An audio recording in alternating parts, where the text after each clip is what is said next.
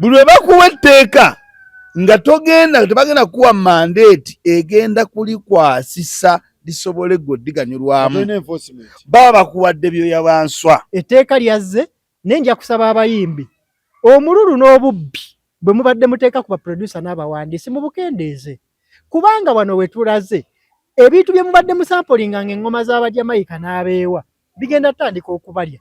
Luli bibadde tebibalya nga bakimanyi industry yamwe teriimu ssente, kakati bakitegedde esasula, bajja kujja bakwata omuyimbi jjeeke wano. Ddi muva w'etteeka lino oba aba commission eyali etambuza etteeka lino lwe bajja ne beebuuza ku bayimbi, ne beebuuza ku bazannyi b'emizannyo, abawandiisi ba firimu, ba producer ne ba writers. Bakoze amendment nga bagisokodde even before ogenda mu implementation. Tutunuulira omuwandiisi talina waafunira.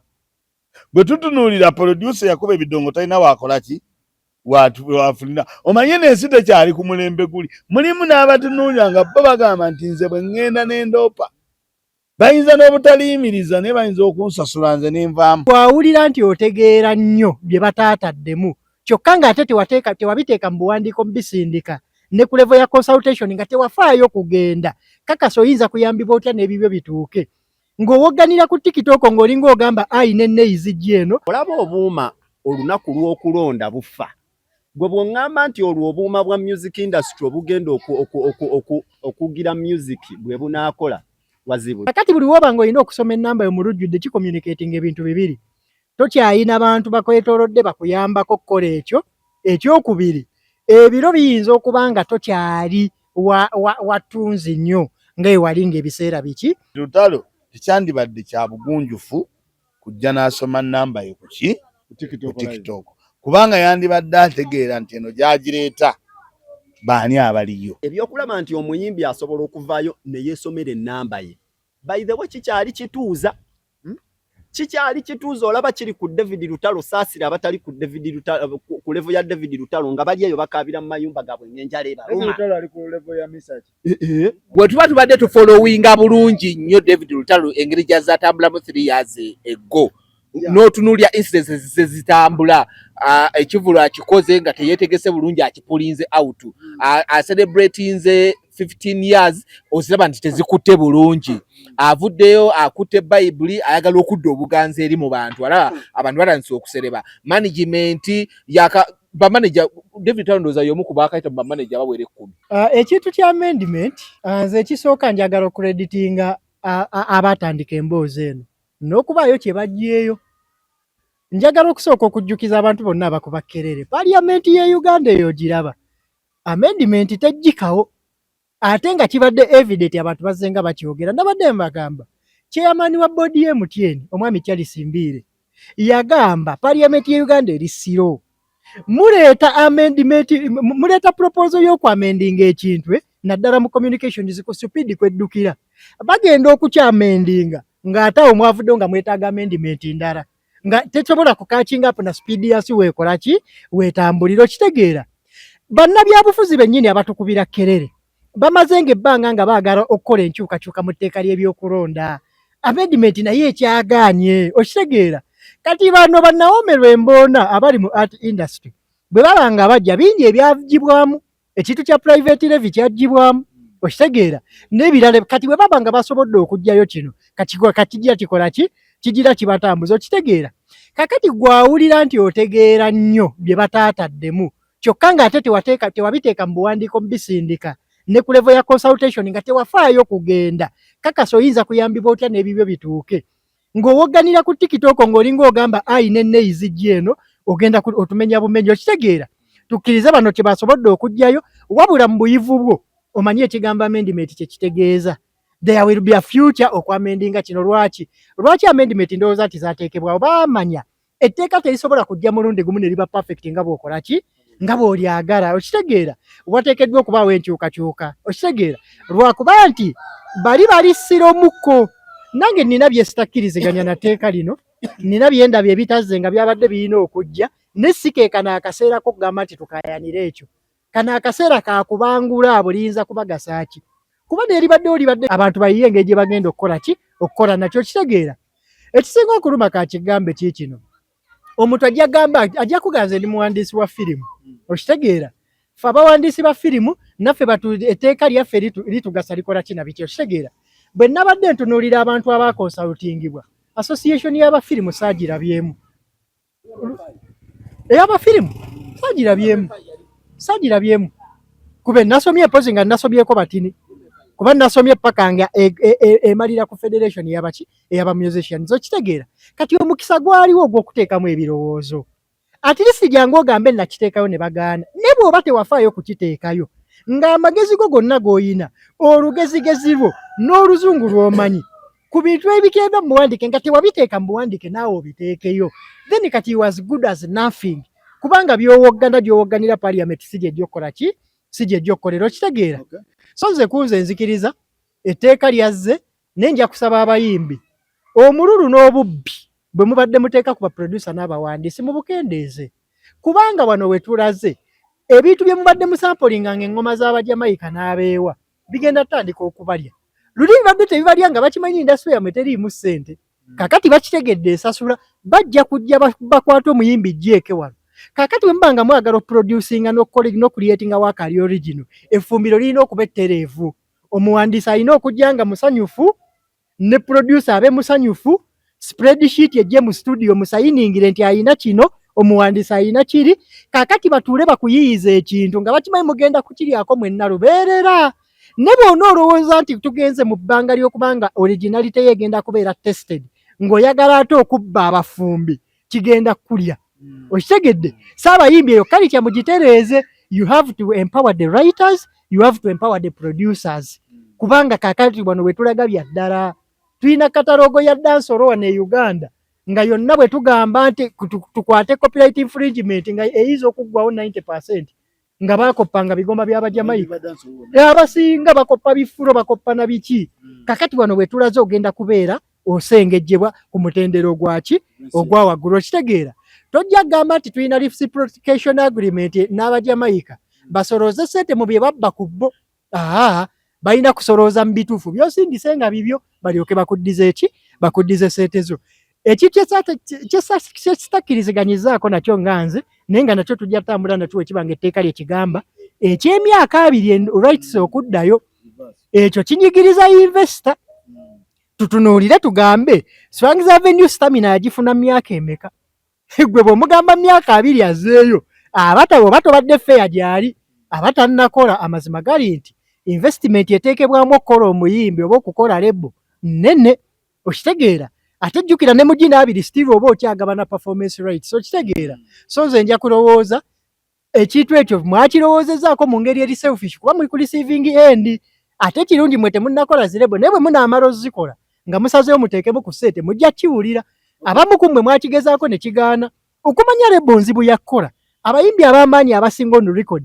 balangiridde nti bagenda kukola lebo ne batya Juliana n'erinnya yaliyina main act teyalabikako Shiba press conference yali mu lukuubo tekyadda emirundi 3 okitegeera president wa federation Eddie Kenzo yagezaako twalaba eridure twakoma mulaba mu bifaananyi eridure bamusayininga twakoma mulaba mu bifaananyi siddanga mumulabako watu wonna okitegeera ne basayininga peer pounds under big talent tekyasoboka okitegeera kitegeeza level investment nzibu eyo eri tricky kati okugamba omuntu ti asooka alwana emyaka 2 azimba lebo aba atandika ogijjamu atazze rights tekikola ki tekyabadde feeyo kitegeera nze ndowooza twandetaddemu lumu y'okubanga onegotiatinga nga mufunamu ekiri feeya buli omu n'akola ki n'akola okitegeera naye ng'ebyo byonna bivuddewo amendments ezazze ne nga president yamaze okusayininga regulations ezinajja bye zinaaba zireese bye tugenda okutambula nabyo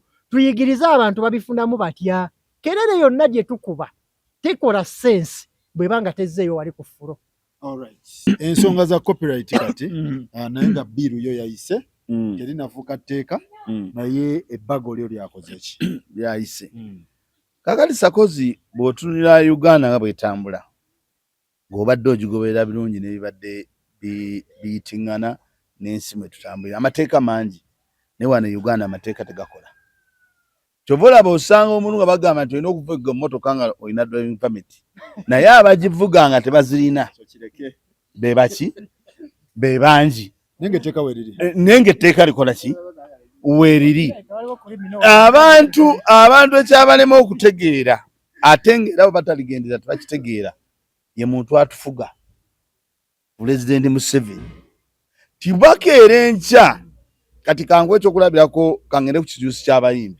ky'abayimbi bamukoledde emyaka egiwera 2 bwe bamukoledde okuwera emyaka 2 ne bajja bayimba eteeka copyright tasobola kufuluma tasobola gibawa tasobola kukola ki Mwami Museveni agamba kanjibawe naye ngamba wadde byoya byanswa buli lwe bakuwa etteeka nga tebagenda kuwa mandate egenda kulikwasisa lisobole gwediganyulwamu baba bakuwadde byoya byanswa njogera ekintu nga nina n'ekyokulabirako wawulira etteeka lye bagamba eribaddewo erya Mwami Nsereko kyavudde ku kyo dijjayo era ne baligoba oluvannyuma lw'okuliyisa mu kulipapiriza n'obusungu obwo bwe bwalireeterwamu nga balaba abantu abamu bavuma nnyo abantu ku intaneti ng'ate si kirungi kubanga si batendeka omuntu yenna akeera enkya naye kutunuzaamu essimu ng'avuma buvumi kitegeeza obwongo bwe bwamuwa kuvuma tebwamuwa kuluŋŋamya ggwanga na kulibuulira kintu kiki kitambula ne bavaayo Mwami Nsereko n'aleeta etteeka ne Mwami Nsereko bwe yaleeta etteeka eryo era lyayita naye olw'okuba nti lyalimu ebirumira ebyalimu ebirumira abantu babitunuulira ne bagenda mu kkooti era bwe bagenda mu kkooti eki lyagobeddwa kati etteeka Mwami Kasirye lyagamba tisooke twaniriza eryo lijje nga kisosonkole abagenda okutunuulira ensonga eziri mu kisosonkole ekyo mwe bagenda okusinziira bawandiike bagende mu kkooti bagambe nti etteeka lyayise bukyamu olw'ensonga nti bwe tutunuulira omuwandiisi talina waafunira bwe tutunuulira producer yakuba ebidongo talina waakola ki waafunira omanye n'ensi tekyali ku mulembe guli mulimu n'abatunuulira nga bo bagamba nti nze bwe ŋŋenda n'endoopa bayinza n'obutaliyimiriza naye bayinza okunsasula nze n'envaamu mba nfunye awo abo abantu abo saagala tubabuuse maaso ndi mu ggwanga mwebali kati etteeka nga lijja kyandibadde kyabuvunaanyizibwa oditunuulira ne lifuluma nga teririimu kawaayiro ke bagenda kukukwatiramu kutuuka ate gamba nti paalamenti kwolwo lwe yatuula ne ssente z'omuwomusolo ne zigenda n'obudde bwe baalimayiramu baakola ki baamala budde tulina okufulumya etteeka nga tugaa nti ate liddeyo mulikole kubanga etteeka lwe bagamba nti badde balikolerezeemu ennongoosereze bwe liba terikwata ku Mwami Museveni ennongoosereze ziyinza n'okukwata emyaka 10 nga tezinnaggwa twogere amazima twogere amazima bwe liba nga terikwata ku Mwami Museveni ng'alyagala mangu liyinza n'okumala ebbanga nga bali eyo bakyakola ki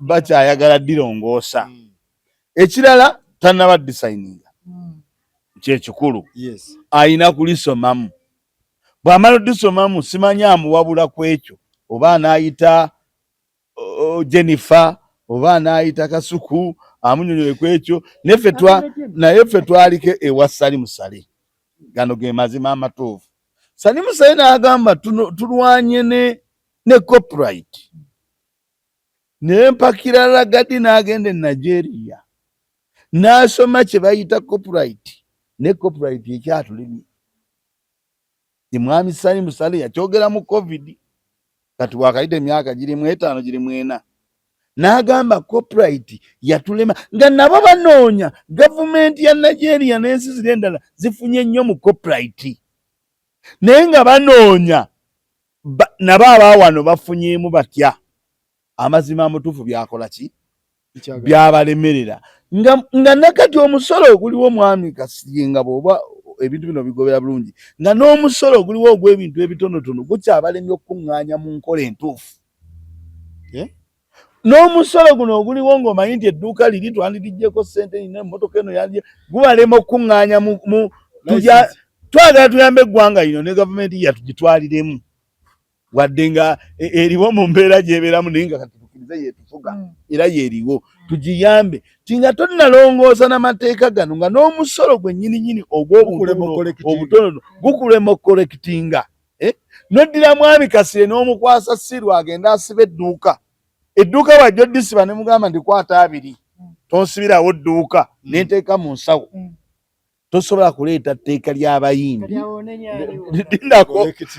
tosobola kuleeta tteeka lino andi kino kiraga Kasirye talina enforcement Mr. Police Maker talina enforcement esobola kuyamba UR oba KCCA ku collectinga musolo gwelina collectinga then tosobola tajja sobola ate bayimbi era ensi yonna Sakozi ayagala tuyambe government Sakozi ati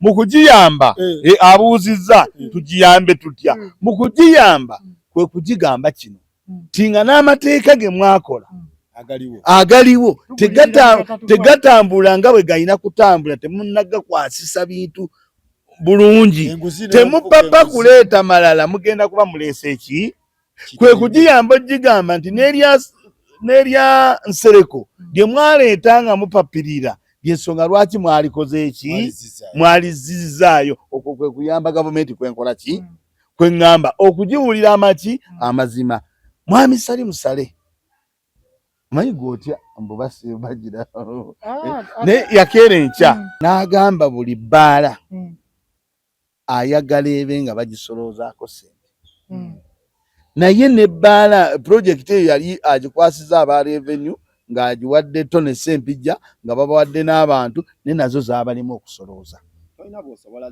wakitegedde nga baagala buli bbaala ebeere ng'erina ssente zeekola ki buli bbaala gye basanga ng'ekuba oluyimba lw'omuyimbi ne bagundi bano bakiyingiramu baani bano bawasula ne bawasulwa kyabalemerera nga bwe basobodde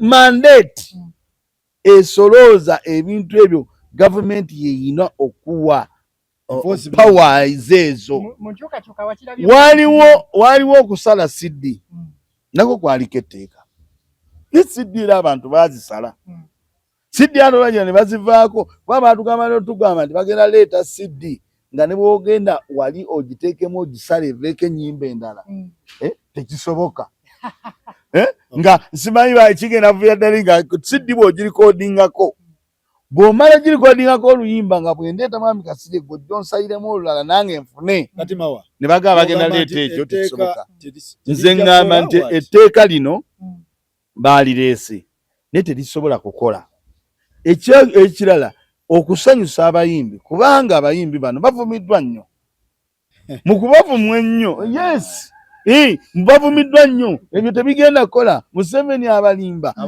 naye kati Museveni yena abagamba kambawo ekisosonkole kino naye temugenda kifunamu ssente kaakati tuli ku bbago omanyi ebbago lifuuka ddi etteeka abantu kye balina okumanya nti ebbago lino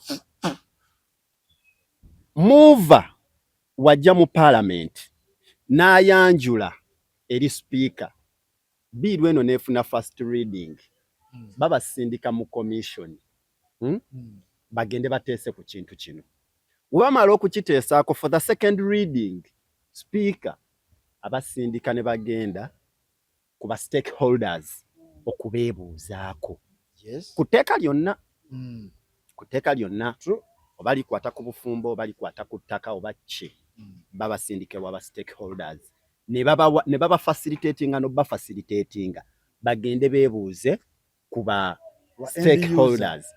I want to know, I want to challenge these people. Di muva w'etteeka lino oba aba commission eyali etambuza etteeka lino lwe bajja ne beebuuza ku bayimbi ne beebuuza ku bazannyi b'emizannyo abawandiisi ba firimu ba producer ne ba writers era bonna be bakonsultinga bw'oba walisomye bonna baabakootinze ebitongole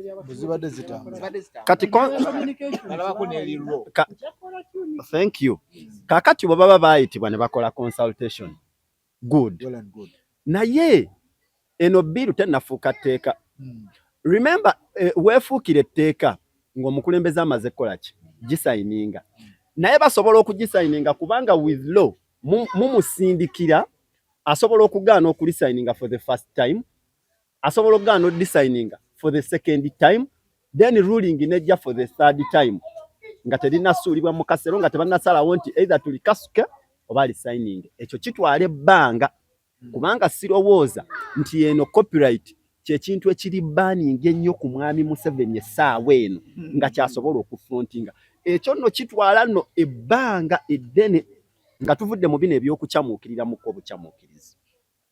Nze abayimbi kye batuuseeko olwaleero Faruku kinsanyusa kubanga gwe nze omanyi history wange ne music industry nga sinnagenda mu byabufuzi nali promoter nasala music mu bizimba omwo nenfuuka manager w'abayimbi nemba managing ndowooza ekintu kye saakolako kwe kutegeka ebivu. So bino byonna abayimbi bye bayiseemu okubonaabona naki bikolebwa kubanga DJ Fiki oyo mulaba DJ Fiki bali bamukutteko ku Lafters awo nzijukira ndowooza 2016 2015 nga UPRS egamba akuba oluyimba lw'omuyimbi yenna ebbaala ekuba oluyimba lw'omuyimbi nga tebasasudde bajja kumukwata. Ebiseera ebyo Lafters ye yali eriko every Monday nga bwe tubeera bwe tukiringira ng'ejjula full house Lafters Waikiki ne wano ba Persian bagiyitanga Persian biki wano ngodda ku Garden City awo ne bajja ne bazikiza ebidongo amanyanga kyakukola ebiseera ebyo. Nze ndowooza nti maybe mubiri ebiseera engeri gye baali bakikola 2015 bajja kutereezaamu. Okay. Kubanga ne badijje baatuukako time ne baboycotting ne bagamba you know what you want to arrest us because of playing music Ugandan music kati tugenda kubaza aba Jamaica tugenda kubaza aba Nigeria. Basegede kati problem yajja nti gwe munna Uganda ayagala okuyitawo ebiseera ebyo fa abaali ba promote fa abaali ba music promote ebiseera ebyo fa abaali basasula ba DJ okuyisaawo omuyimbi waffe wetaga airplay wetaga breakthrough fa basasulanga copyright egamba kati copyright egamba onaakusasule tego gamba kanjisasule mwana nze njagala yitawo ng'oli mu yalo oli hangu oyagala yitawo so kati tuyinza otuukawo ekyo akaseera kagenda kutuuka kweyisaawo anti wagenda kujjawo olutalo music industry art industry egenda kujjamu oluwonko abaagala okuyitawo nedda si abaagala ozikuba ku bwerere abaagala okuyitawo baba bajja gamba bazikube kyokka nga abaabalula edda akaggi bagamba tebazikuba jjukira lino etteeka ekitegeeza liba ligenda kuggalirayo oyo atavangayo likuggalirayo ndowooza atavangayo terisobola muggalirayo as long as ng'okola original work anti okola original work weliggalirayo waawa bakugambye rediyo erina okusasula toyina ssente okitegedde oli okuba olwaka miliyoni rediyo ejja muwa ssente si bwe kiri information kati nesaba tutegeragane bulungi. Radio tegenda sasulanga Kamiri buli weekuba oluyimba lwe. Radio bw'enaagendanga okufuna license ku license gy'enaaba esasula mu UCC bajja kwongeranga mu kasente nga bagaba miliyoni emu oba bbiri ti zino zigenda mu kittavu ky'abayimbi okitegeera ez'omwaka ogisasula lumu mwaka.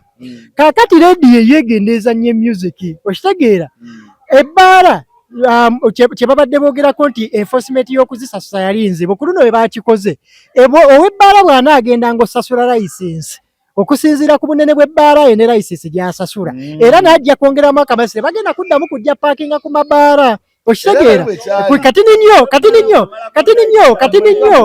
ninyo tuwuliziganye naye nga za mwaka okitegeera kakati ssente ezo bwe zigenda mu UPRS ng'ekittavu ky'abayimbi kyekino kye baali bagamba nti bazimbye copyright management system era bo bagamba nti obumu obumu n'okutuuka bwakoze eki bwatuuse nga buli eyasasudde license akumba kano kagenda kukola ki kumuweebwa ng'okitegeera.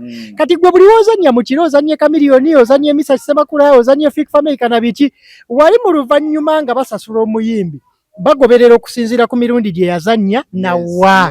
Okitegeera? So bwe kigenda okuba naye wali we baadde bakireeta ate buli wona okuba oluyimba lwa Kamiliyoni nedda kigenda kukolera eri ku layisi gye wasasula ey'omwaka. Kati yo muyimbi kati kigende ku ky'omuyimbi omuto. Omuyimbi omuto gwe mbadde mugamba abadde alekeddwa emabega.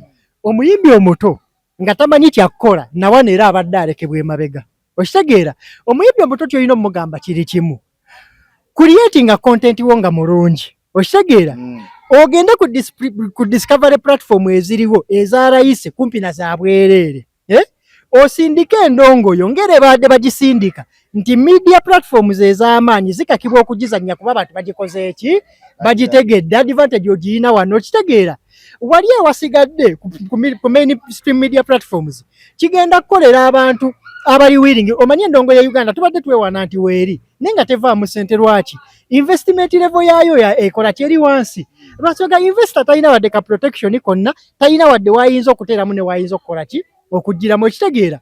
Amateeka gano we gajja ga encouraging abantu abasobola okukola ki, abasobola okuinvestinga kuba bala bye bakola ki bwe bafuniramu. Ekitegeera? Lebo wezijjira. Kakati challenge egenda okubeera ku lebo ba artist baffe ababadde bayitirawo ku kikyamu baba bagenda kusanga obuzibu nti olina okukola ebituufu ebigulika. Olina okukola ebigulika. Okay. Tulina okubaganya ebirowoozo tugaziye ekintu kino upcoming kimulekawa ne established artist.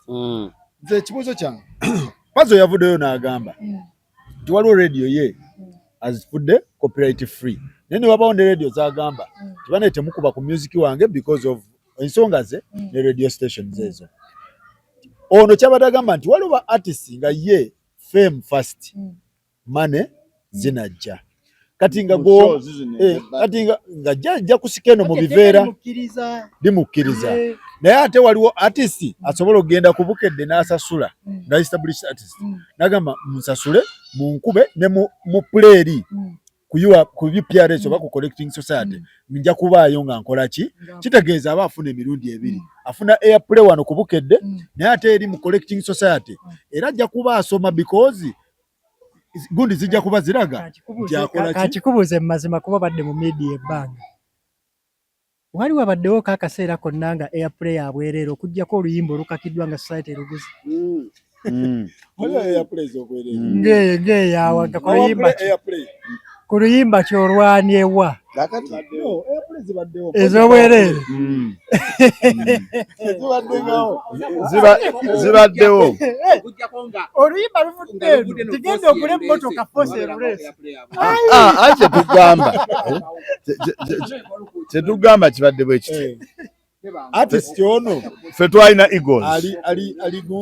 Eagles naye mu kukuba ennyimba ennungi tetwasasulanga ssente. Ne bwe kyajja kirinnya abayimbi ne bawera kubanga simba eyo yasalangawo n'ezikuba. Kakati nga nerendi endala bweziwulira ewalala awalirizibwa okukola ki nga pureshe ze ng'awalirizibwa nayo zinoonya azikole ki azikube. Kati abayimbi bennyini ne bayimbira nifakiti bwe baleetera n'abo okubatandika obbajjako ssente ng'agenda nagana naye nkubira nga gundi bwakola ki bwavuga. Kyova ndi abamu bazitwalanga ne bazisuula ne mu kasero tyayagala balukube nga gundi bwavuga naye ddo lusobola okukubika nga gundi bwavuga nga lufu. So fair play alingawo ekya mulimu akawaayiro nti investor nze nvudde mu America nenzija mu industry eno ngula katalogo yo kasire kyobadde oleeta right nengula katalogo yo for 20 years bwe njigula nenjiryamu after 20 years nenziriza biga yennyimba ze. Oli n'agamba nti industry nga yo industry eri protected but business music business teri protected. Why? Nti oluyimba luyinza okukwata ng'ate mu myaka oba mu myaka 19 kuba ennyimba ezikula obukuzi kyaza atadde muyimbi vinka namuteekamu naye ate wali mu kumaliriza nga nina kuzzaayo waka wa vinka ate nga obudde buweddeyo ate nga oluyimba lukula bukuzi walina oluliramu. investor ali safe. Investor tali safe. Ekisookera ddala katini nnyo ku nsonga y'akasiri ey'obuuma. Olaba obuuma olunaku lw'okulonda bufa. Gwe bw'oŋŋamba nti olwo obuuma bwa music industry obugenda okugira music bwe bunaakola wazibu. Then kangende ku kya investor. Tebuliyo, tebisobola kukola. Ani yabuguze? Simanyi, tebiyinza. Olaba obw'okulonda bulema. Ku lunaku lwennyini nga babutaddemu ssente ne mu parliament ne bagenda ne interest ya policy maker eri kuki? Webale nnyo. Kakati investor wa Uganda mu music tabeerangako protected. Investor wa Uganda Faruku nze kankubuulire music industry ya Uganda eri blessed nti ebadde efuna ba investors abatali na mateeka gaba protecting ne bateekamu ssente zaabwe ne bafiirwa ssente kuba olw'okubanga ffe wano etteeka Faruku olaba kati njagala kuwaayo ekyokulabirako olaba omuyimbi we Uganda bwakubanga ekikonde naawe muddize ekikonde nga temunnavaawo bw'oligenda ku poliisi tebajja kumusiba wano omuyimbi tasibwa njagala ombulirayo omuyimbi eyali asibibwa ennaku 2 nti baamulanga ekivulu ne risiiti omuntu azirinawo eruwero yamuwa ssente ze n'atajja ebintu ne babyonoona nga yasibwa ennaku 2 investor wano tabeerangako protected kyogamba ekyo nakyo kyetaagisa tteeka because you received money by false pretense. You are a thief. Watwale sente z'omuntu n'otajja kukola mulimu. You are a thief. Ekyo kyetaagisa tteeka ani gwe baali bakutte. Bameka abagenze ku media stations ne balaajana nti nakwata sente n'enziwa gundi. Yagaanye okujja. Ebintu babyonoonye ndi mu mabanja. Ani gwe baali bakutte. Gw'obompa. Atitegeza ine tteeka. Enforcement te. Bino byonna gavumenti yaffe yasooka n'emanya. Government yaffe yasooka n'emanya which kind of people are we dealing with? Musicians, yes. Basoma kyenkanawa mulimu ababugumye n'abatali babugumye. Most of them are gullible. Bangu bakubuzaabuza. What should we do? Ne baleeta abantu ab'emitwe emyogi mutuule mu drafting bano tuba captivating ze tutya. Because this is a cage. Musicians are seeing a shield ntieno protection, but it's a cage. Bali mu bakwata babateeka mu chupa kwongera kubateekako kikongoliro kubaggalirayo mu chupa. They cannot see this. I'm telling you. Chimbuze. Bulijjo mugamba abayimbi gavumenti erekerawo kubawa obuseete sente buno ebakolera amateeka mwe basobola okufuna nga byemusaba ye copyright. Kakati etteeka lyazze kati bulijjo wali temukijjukira nti terijja kubeera enforced kati ate tebamaze oddifuna balina tebufunyeeyo ate mubagamba ate n'ekyo tekigenda kukola kakati bakole ki eggwanga baliveemu oba bagende mu kulimba kuba bulijjo temubasabira kizze kati ate nakyo ate mubamazeemu nnyo amaanyi n'okusinga nga bulijjo tekiriiwo. Tetugezaako kuba nafuya wabula bw'ofuna akulabulako bw'ogamba tekikola ekituufu kyalikoze naye spirit mwe kijjira si ntuufu. Ekituufu kyalikoze bannaye ne kyetwogerako tekinnaba. Oli tata Natasha omulaba okusayininga obusayinize ekyo ekintu okiraba asobola okubavugawo emyaka emirala 10. Okay. Nze am happy nti abayimbi at least first step bagikoze eki bagimaze but in the first place tebasoose kujekanya koza bakoze amendment nga bagisokodde even before ogena mu implementation bagisokodde to the maximum. We are in an era of technology. Antonio Gene nyini wamulidde nga agamba ebi including AI ebyo twabikoze eki tebagiconsiderinze kati etteeka lye twogerako jjukira etteeka lye tubaddeko ekkadde zezimu kunongoosereza omaze okwamendinga bill okufuuka act ogenda kudirayo munongoosereza lino bagenda okuyisa lino ng'ate balina okuddamu okukola ennongoosereza ate bagattemu zi AI kuba ebintu gundi gadget ng'ovudire ku AI ne gadgets bazigyemu nazo baazijjamu. Kati nafuna omukisa nti 2 years back nafuna nako ku original gundi zonna. Mukama yazimpako nensumamu there's a story gye nali nkolako nga batandise okugenda okukola consultations biki byonna byonna. AI yalimu, gadgets zaalimu. They wanted nti no, by that time bali assuming by that time nafunako omukisa nenjirabako gadgets nenzirabamu nako nga ne passate gye baagala bateeke ku ebyo gundi nti tuzze ku amendment gye twogerako kati nga even newe banaatuuka okugiimplementinga tugenda kuba ate twetaaga again okuddamu okulwanira ekintu ekirala nga ate kino tekikola ki so gogamba bya byanswa olwere bagisokodde before nga tenaana kufuuka ki lo nsokoole bintu bingi bye bagenze bajjamu okitegeera. Ekyokubiri you fighting for gundi copyright nga abayimbi you no longer sampling, you are bakola ekintu kye bayita interpolation. Tokyakwata samples za muyimbi n'ozikozesa mu luyimba lwo oluyimba direct ng'oli bwe yalukola copy and paste kye bayita interpolation mu music. muyimbi ki Well, there are very many.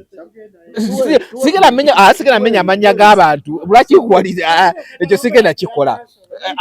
Katalogo yaffe ya dancehall yonna ogenda kutuuka ng'owulira olinga bwe yakiyimba tuni bwe yavuga buli kimu nga kyonna kyakoze wano bakoppola bukoppoleze musical kye bayita interpolation bo kye bakola tebakyasampolinga. Bw'otunula oluyimba lwa last olwa gundi olwa Burna Boy, those are samples. Era oba tomanyi music nza n'obutategeera nti yalujja mu luyimba lulala. Fe abaawano oluba odduwulira n'ogambira luyimba gundi ye yaluyimba ono lwazzeemu nagisaba ligale. Era bw'otunula last Burna Boy oluyimba almost yalulyako yadde.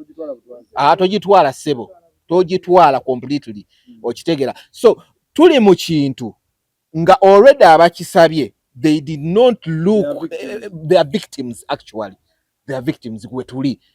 Etteeka olwedde bali basokoddemu ebintu bingi bye bali mu kulwanirira atega koti generation ejja anti kitegeeza ne bwe baligenda gasako generation ejja kitegeeza singa by any chance ono ali implementinga music industry egenda kusooka eddeke emabega ate ya still okimanyi ekyo nti egenda kusooka eddeke emabega still ate ekomewo bukomi.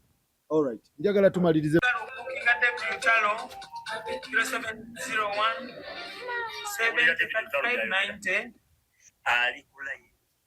David Lutalo ndowooza obuzibu original ekintu kya David Lutalo abantu bakirabye mu mbeera yagenze online nagira nti abagala okubookinga David Lutalo n'abasomera ennamba. So abalala bakirabanga David Lutalo atalina management. Abalala ne bakirabanga oluseke ki ayisaawo asoma namba. Abalala ne bakirabanga atakyalina booking.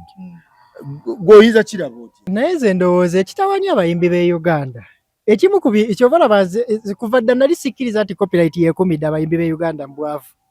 Ekitawanya abayimbi b'e Uganda structure na selfishness mu lugube tebaagala kuteekawo mbeera zibafunirwako. Kitegeera nti oli okubeera ne management etegeerekeko obulungi ng'eri streamlined ng'esobola n'omuwabula ku bino nti kino tukikole kiri tetukikola tebakikola. Okitegeera ekyo tekibaawo. Buli we kitabaawo olabanga abakumanaginga abatakuyamba naye nga booking zijja nga tomaze soma namba ku TikTok. Kati bw'obagala banja ne bagenda omaliriza osoma ennamba ku TikTok. Ekyokubiri tetweteekerateekera biro. Waliwo ebiro ebibeera nga kwoli ebyaddala woba kwoli ne woba n'ebizibu ne public teweetaaga soma namba ku TikTok. Weekanga oyagala okubbuukinga akutuuseeko oba ng'atuuse ku muntu omutuufu era nga sente zikoze eki zikutuuseeko. Kakati buli woba ng'olina okusoma ennamba yo mu lujjudde kicommunicating ebintu bibiri. Tokyayina bantu bakwetoolodde bakuyambako kukola ekyo. Ekyokubiri ebiro biyinza okuba nga tokyali watunzi nnyo ng'ewali ng'ebiseera biki ebiseera biri. Okitegeera. So nze nja kusaba abayimbi mwenna abagenda okujja muyigire ku mbeera z'abakulu bano.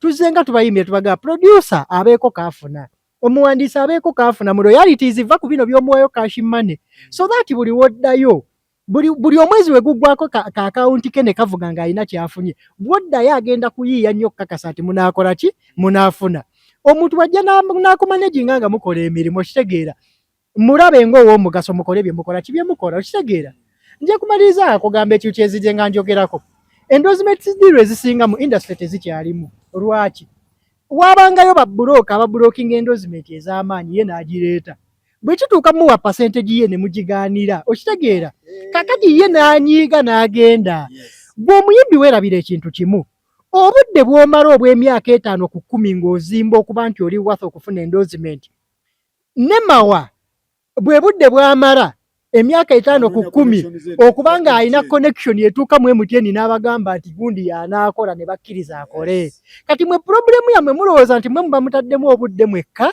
mwe muba mutaddemu amaanyi mwe muba mutaddemu ssente kakati abantu abo ne bajja nabo ne babeetamwa okitegeera omuntu akugiddeyo obulango kapu nega bujja tukola kino n'otabikola ate naye paasi ye n'otagikola ki n'ezze n'otazimutemera okitegeera kakati ebyo bigenda okuleeta abayimbi baffe bangi batya buti kujja kusoma namba ku TikTok nebite bitambula bulungi naye ng'ekyabigaana okutambula obulungi stock eno bagikola ki baagiryamu olukwo okitegeera so twetegeke bulungi tube nga tukola ebintu ebitwereveting ekintu ekiraba oti ekyali kakati sakozi amazima amatuufu omuyimbi yandibadde teetaagisa kusoma namba ku TikTok naye bwe tuba tutunulira ebintu tebazita okusala expense n'ogamba expense kanzikole ki kansale serozi tezikyajja nnyingi n'osala ku bakozi ekyo tukkirize omuntu yenna amanyi okutambula obulungi okikola kakati ku sayidi ya lutalo ne Uganda nga bwetambula erina ebintu nga 5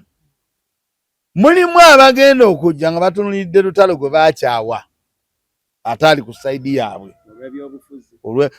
nga yendowooza yaabwe ng'era kali akagamba nti lutalo ayinza okuba expense yakendedde ng'ayagala kendeeza expense emirimu tegikyajja kubanga emirimu gyonna omuntu gye yenkana ne bw'oba toyingidde mu byabufuzi ne bw'oba tukoze eki gyesala naye bano nga bwe nagambye nti waliwo Katonda eyatuwa obwongo nga ye Katonda bwe yali agatta ateekamu amagezi yamuteekamu ga kuvuma teyateekamu ga kumulowoozesa gamba nti naye gundi ono ekimukozesezza kino kiki lutalo kati alina ebintu nga 4 era byagenda okufeesinga agenda kufeesinga abavuma nga bo bamulangira kiri ekiriwa nti teyali ku sayidi yaffe okitegedde abo bo bagenda kuvaayo nnyo ng'era tebasobola mugamba muwa advise nga tebamuvumye wabula nga balina muvuma buvumi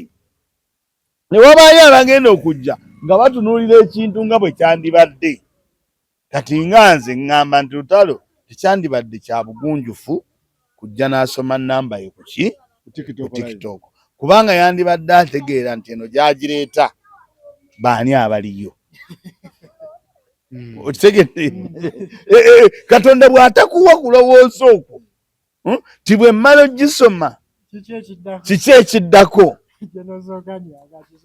ze era z'ogenda okukola ki okufuna kali nga mu kulowooza ennyo lutale namba yandibadde akola ki agireka ekintu ne kimuliira eyo oba n'atambuliza eyo bintu kubanga ye ayinza okuba nga yabikoze mu bintu bino wammanga 2 lutalo kkiriza gaana azze atambula ne bamanaja ng'abalina ng'era n'emirimu wegiri ng'era lutalo yiwa kati n'atuwesa ng'alaba ebyo byonna tebikyakola ki nga bwe baba bamuwa miliyoni 2 alaba okutoolako awe kasiri emitwalo 5 agamuleese nga tayita emirimu gikendedde okitegedde industry tekyakola ki tekyetambula kwe kugamba nti kati kaneegabire enamba yange ampa akakadde akampenga ki nga nze ndeke kubeerako bakasirye okitegedde ndeke kubeerako bakasirye kubanga ekino tekiri ku lutalo yekka n'abagagga bangi tubalabye n'aga nti aye edduuka lyange kantandike enamba yange gyennyini alyagala odipangisa awenze mwennyini sente abo abantu embeera batuukako oba landlord n'agamba n'emmotoka tuzisanga ku banka nga zipaakinze obanga n'okubumba bamubbye naye kati bano simanyi kasi oba naawe mwogwa naye abo tebajja kitunuulira bagenda kukwata lutalo bakole ki bavume kubanga obwongo bwabwe tebwakkiriza kutunula eyo tosanga n'omuntu nga maneja wa banka naye nga ye yagamba emmotoka yange nze sigitwala ku buloka obwa buloka mu bibanda n'agiwandiikako enamba ye yennyini Fosero n'agiwandiika ne poloti bulijjo tuziraba waliwo yawandiikako Fosero abagikwata ne bagitwala eggulu oli yasoma Fosare nakati boloka Sarero nakyo omujjokedde bujjoge naye nga nze ndowooza bwana David kyo kino yakoze kikyamu teyamaze kukirowooza nawa gyakireeta kubanga eno gyakireeta waliyo bali Katonda baataawo ekyo kulungamya nsi na kulungamya muntu ng'akoze ekintu ekikyamu nga balina kukola ki kuvuma buvumi na kugamba nti olaba twakugamba naye nga mu bizinensi zonna mubaamu okusala expense mubaamu okwetereza ne mubaamu n'okwetunulira ng'omuntu oba kitegedde Likulamani badde bamuwe $5,000 n'atuuseemu oba n'atuusa 5 oba n'atuusa 5 nga naye na 5 kati emitwalo gyange 8 kagigwe ku ssimu yange yennyini naye obaawo yakoze eki naye bano tajja bawona ekintu kya lutalo gw'olaba kati lutalo kiri nkiraba mu ngeri bbiri. Ekisookera ddala tukkirize music industry ya Uganda yagwa. It is not the vibrant industry that we used to know. Yagwa. Bookings buli omu zeesala. Kabeerani kabeere bonna. Ebya East owulira bimeka. Industry yagwa. Ne bookings ne zeesala kubanga abayimbi jukira music industry Farouk n'abatulaba.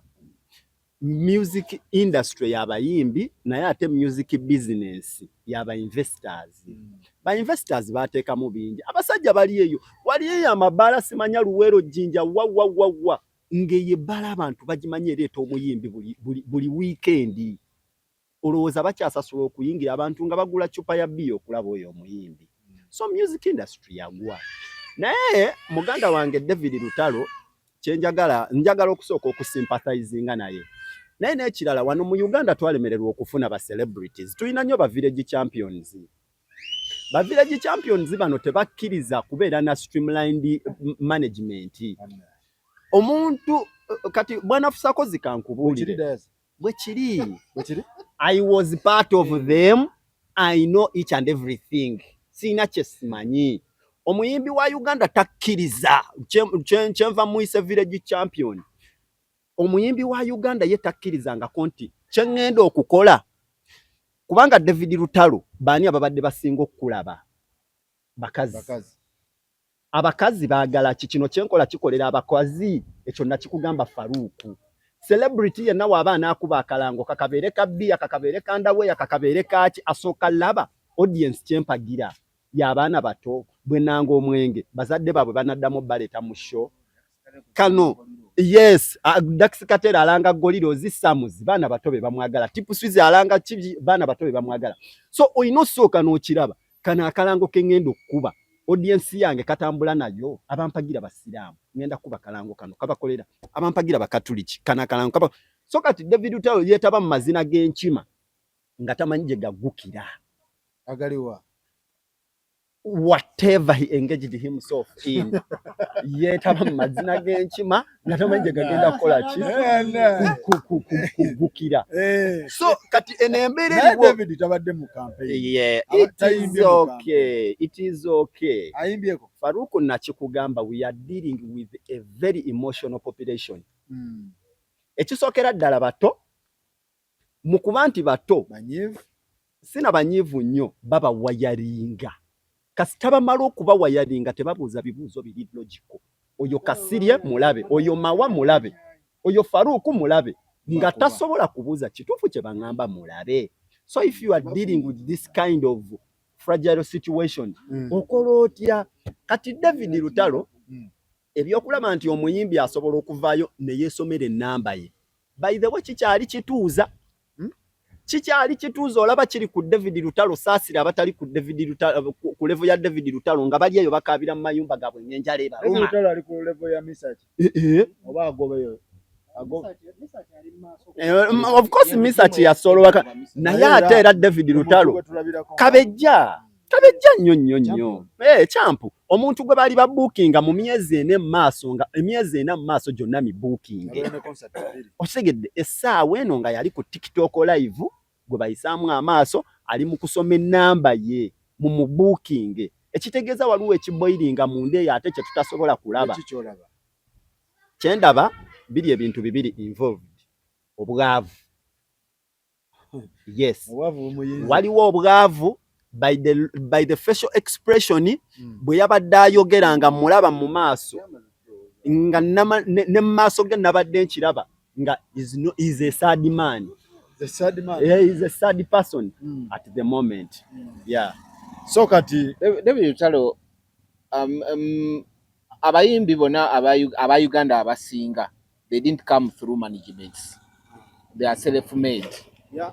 Tebeeguya. Gyokoma okubanga you have no handlers, you do such mistakes.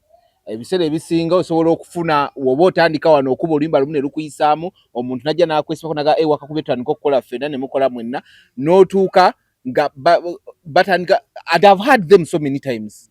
Nga oli agamba oli olumu amagezi gwe tolina kyogamba nze ndi self-made, balina that entitlement ya self-made. So tebawuliriza ba handlers. Kati buli weegobako kuba kati wedakyusa management. Yes, nava nalangira nti gundi mujjeko nati natatuwanibwa zaako. Was it last year but one nakola ekivu nalaba nti kigenda kukwatayo n'akijjayo. Kati ezo zonna gundi ojjo zitunuulira nti waliwo ebintu ebize bikyuka mu bulamu bwe. Nze living other questions zonna ze mwogerako akinambuno simanyi politics oba biki, nze njagala sokezo tuzireke. Soke tutunuulire tumwekwasa nnyo naye kati nze njagala tutunuulire 3 years back David Lutalo azza atambula atya. Bwe tuba tubadde tufollowinga bulungi nnyo David Lutalo engeri gy'azza atambulamu 3 years ago, n'otunuulya incidences zitambula, ekivulu akikoze nga teyeetegese bulungi akipulinze out, celebratinze 15 years oziraba nti tezikutte bulungi, avuddeyo akutte Bayibuli ayagala okudda obuganza eri mu bantu, alaba abantu batandise okusereba management bamanager. David Lutalo ndowooza y'omu ku baakayita mu bamanager abawera 10 ng'akyusa. No, if I'm not mistaken, leta ba ODM leta baani bangi ono yagenda ebweru Oroni oleta baani babadde bangi ba Ivan bonna nti azze ayita ali bwati. Naye nga bwe ekimujja kijja mukalika nti najja we nakuba kapaapala waliwo nze nereta mundabidde ku luyimba lwenkubye, that self-made entitlement. By the time anti kati ngenda recently ngenda kugamba okimanyi nti naina EP yafulumya recently ogimanyi? Sijiwuliranga. EP yali nnungi just nti abana anti kyenkugamba yakyusa n'akyusa ebintu nga bintu bitandise ku side ye okukoowa, mu kukoowa n'atayagala kuleeta okujja mu new system nti waliwo ebintu ebipya ebiri mu kujja nina okwegattamu nabyo. Okitegeera bwamulabye ku TikTok yakisoose nagyebakira yagigwiridde kisooja ku ttaka n'agamba bannange idi njiraba siina wendi naye booking ennamba yiino abanjagala bannange ennamba yiino nga akwakasiza ddala agigaba akugamba nti nzuuno wano mumpe booking sira bwegenda kuyimba nti woogera n'otula ku bipande ku ntono ze twabadde nazo n'oŋŋamba ndagaako wawe ya performance nti omusajja yabadde mutuufu. David Lutalo si mwavu akoze investments but omumanyidde kuki kuyimba stage nekyo nakyo okusigala ng'oli mu public nakyo kikulu eriye, nakyo kikulu eriye ng'omuntu ng'omuyimbi. Nze living other factors constant basobola okuzireeta but tugende wano awali music direct. Abakyala bamwagala bakyaliwo naye nabo oluyinza okwesanga negundi y'ennyimba ze yagenda ekyukamu eserebamukko ekisooka mu promotion bana bali bamukolera promotion akyali nabo. Oyinza okwesanga nga lyatuuka ekiseera nga takyabagabiriranga we yabagabiriranga.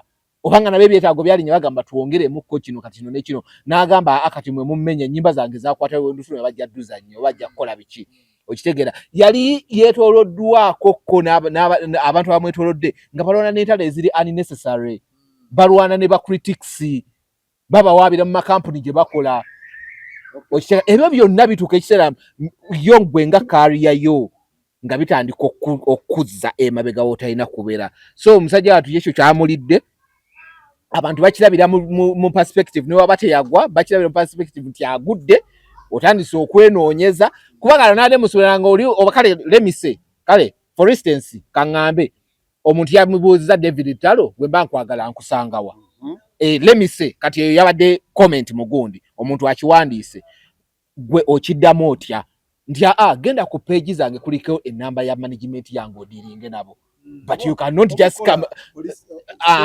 oba naga oba sekyo management yange egenda kukola gundi but you cannot just come out nagamba bannange abaga David Lutalo enamba yeno it's as if you're reading to me your number your direct whatsoever kyonna kyoba okoze okitegeera kyegamba wambaye kankweka information Farouk abayimbi ba Uganda balina kye batannamanya oba balina ekyabalema okuyiga olaba Good Life omanyi project Good Life gye yawukanirako ne Jeff Chiwa Breathe Away amazima ga Katonda Jeff manager wa kali buli omu asobola okikkiriza nti Jeff asobola oteekayo omuntu naye kasitaba amaliriza okulekaani kasitaba amaliriza Breathe Away abantu balowooza nti Good Life yagwa ready yagudde Good Life yagwa nga ne ready akyali mulamu but because people forget abantu balowooza nti Good Life yagwa lwakubanga omu ku bo yafa Good Life yagwa nga ne ready akyali mulamu okuva ku not politics management kasita bayawula ne Jeff ne batandika okutagala ku management zisuula abayimbi dala anti gwe ddayo olabe Breathe Away yakola kyenkana ki ne project eyaddirira Breathe Away yakola kyenkana ki awo jo tegeera amaanyi ga management banange mwebale nnyo mwebale naye kye tusaba abayimbi baffe bakubanga omuyimbi eyemeekinze nga yeemezezza ssebo tova eri n'omalaga mugira kubanga kati abayimbi buli wokola oluyimba kasiri wakyogeddeko bye bino wano artist composer yeye source yeye kitegeeza producer